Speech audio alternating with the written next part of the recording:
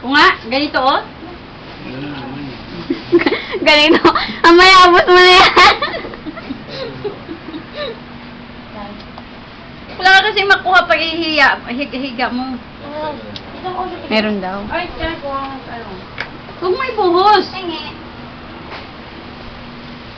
Ano ito? Ano ito? Ano ito? Ano ito? Ayan. Dati. Tingnan mo, nakataas yung ano, straw. Sino pa? Wala siya. Turo mo. Ngayon. Ngayon na. Ketchup na lang.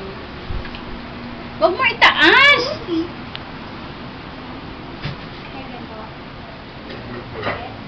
Sip-sip mo, sip-sip. Sip-sip. Huwag mo ano, buhos. Ganyan lang, baba lang, ganyan. Sige. Eh, ate, may bibigay ako sa mga website. Ang ganda. Wala ng siyang seminar mabibigay pa eh. for English. Tama rito. Dito, ganyan. Ano pa tayo? Sige. Yan, sige, sip-sip. Sip-sip. So, ilalagay ko to sa video. Sip-sip. Ang anak mong Yan. abnoy. Sabi ate, maganda. Unang beses makainom ng float. Ano naman abno? Ay, abnoy. Ano bang tawag dun, ma? Ano, hindi, tinatawag mo yung pag unang beses. Yung unang beses, ma? First time? Hindi, pag sa, yung gamit mo, sa Bisaya ata yung Tagalog.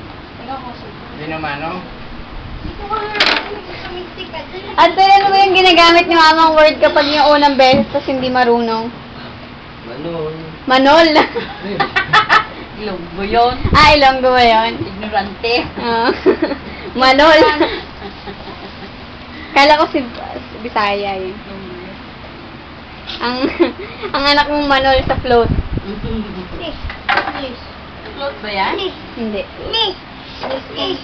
Yay! Yay! Okay. Puro lote. Daw, alis kasi aakyat siya eh. Ano nga naman yung ano? Mami,